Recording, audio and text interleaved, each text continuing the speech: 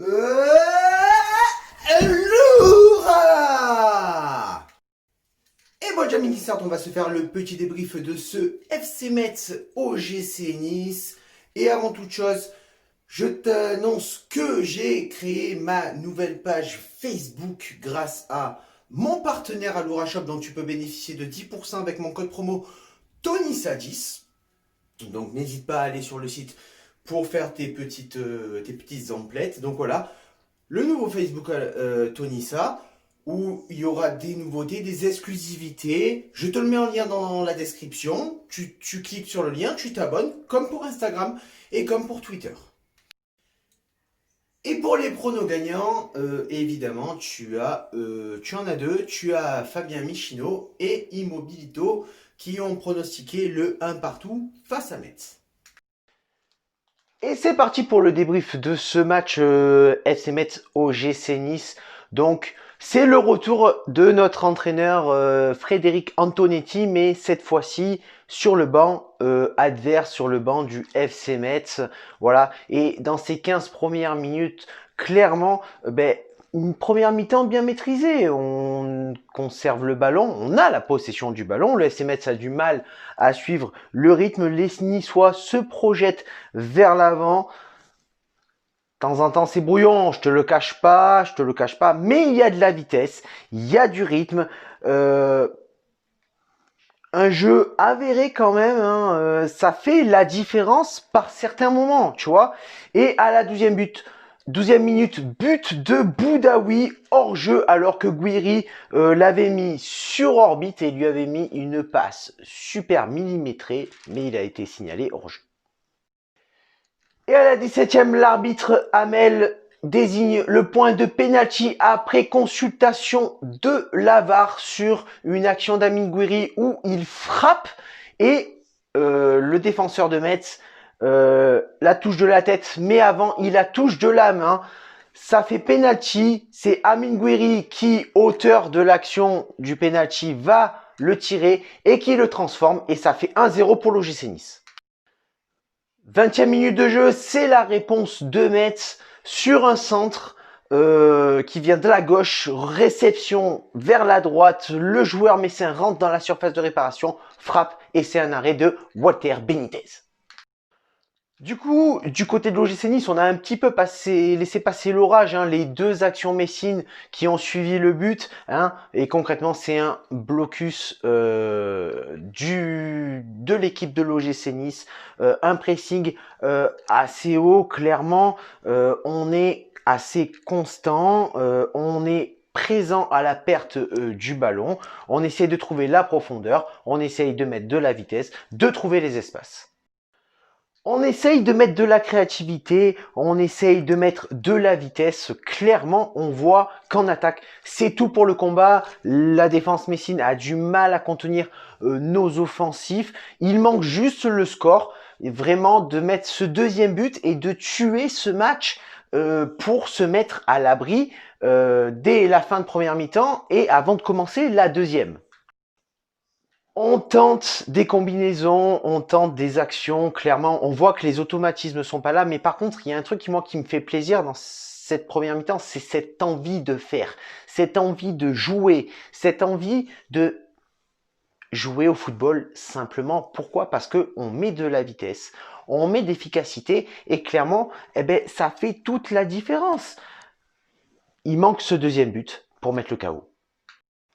En gros, le résumé de cette première mi-temps, c'est une très bonne entame de match, une très bonne entame de première mi-temps.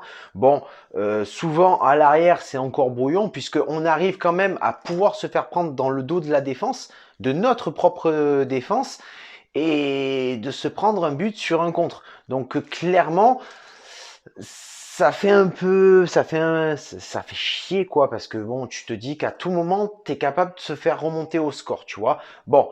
Tout de même, quand même, un Danny Luc qui, pour moi, a été très propre. Un Saliba qui a fait le boulot. Un Natal omniprésent. Thuram très intéressant.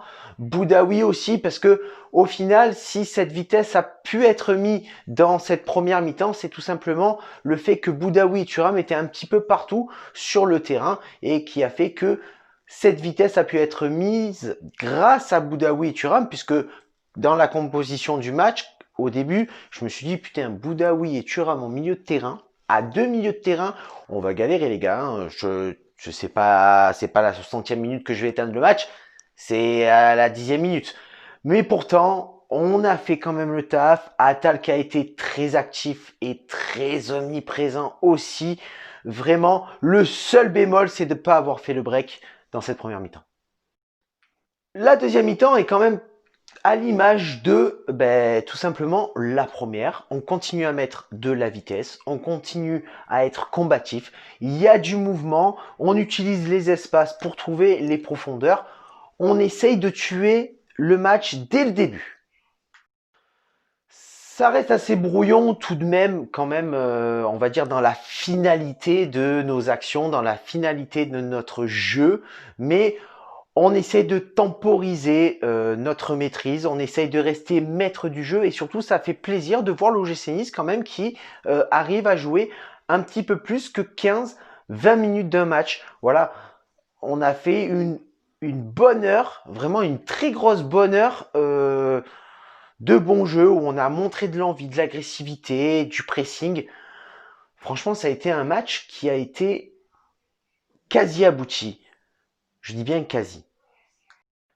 À la 66e minute, Atal sort et Lotomba va prendre sa place et Ronnie Lopez sort pour faire entrer Dolberg. Ronnie Lopez qui n'a pas été si mauvais sur ce match. De temps en temps, il ralentit un petit peu les offensives de l'OGC Nice, mais au final, je trouve que sur ce match, il a plutôt été correct. Il a proposé quand même des solutions. Il a fait des frappes. Bon, il n'est pas encore au niveau, mais de toute façon, il ne sera pas au niveau d'ici la fin de la saison et il repartira vers Séville. Et à partir de ces changements-là, à partir des changements de Atal et de Ronnie Lopez, clairement le match il bascule assez rapidement. Puisque en fait, on lève le pied, on commence à laisser Metz entreprendre quelques actions, à leur laisser le ballon. On commence un petit peu à être moins impliqué dans nos offensives. Défensivement, on relâche un petit peu la pression. Le pressing est beaucoup moins haut. On n'est pas au pressing, on va dire, intensif sur le porteur du ballon. Et Metz arrive à se procurer des occasions au final et arrive à se faciliter la tâche à rentrer dans notre propre camp. Et ce qui devait arriver arriva, évidemment, centre d'un joueur messin qui est de la gauche vers la droite. Ça revient sur un joueur qui arrive à contrôler difficilement, qui frappe, ça revient sur le poteau et là, le ballon revient sur un joueur messin qui met le ballon au fond du but. Je pense que tu lui demandes à la fin du match comment il a fait et je pense qu'il sera incapable de te dire comment il a pu faire. Voilà, au final, un match où on peut nourrir énormément de regrets, un match où je vais pas m'énerver, où je vais pas m'enflammer, on ne perd pas, mais le problème c'est qu'on ne gagne pas alors qu'on aurait pu, il y avait la place parce qu'on n'a pas tué ce match et comme je le dis, quand tu mets un but, surtout quand tu es l'OGC Nice, quand tu mets un but, il faut être capable d'enchaîner derrière et de mettre le deuxième but qui, lui, va te mettre à l'abri. C'est le deuxième but qui te met à l'abri. Le premier, il te met pas à l'abri. Il te rassure, il te met en confiance. Et quand tu as cette confiance-là, c'est là qu'il faut y aller. C'est là qu'il faut enchaîner. C'est là qu'il faut marquer et mettre le deuxième but qui est si important. C'est là notre erreur dans ce match parce qu'on a été bon tout de même. On a vu un OGC Nice un petit peu différent qui a su créer, qui a su mettre de l'intensité, qui a su mettre du rythme. Mais au final, sur ce match-là, ce qui nous fait défaut, c'est pas le rythme, c'est pas l'intensité, c'est le break. Si on fait le break sur ce match-là, le match, on le gagne. On n'a pas su le faire, on a baissé le pied comme on sait souvent le faire, sauf que là, on a mis un peu plus de temps à laisser le match dans les mains de l'adversaire. Mais au final, encore une fois, on encaisse ce but et on fait uniquement qu'un seul match nul.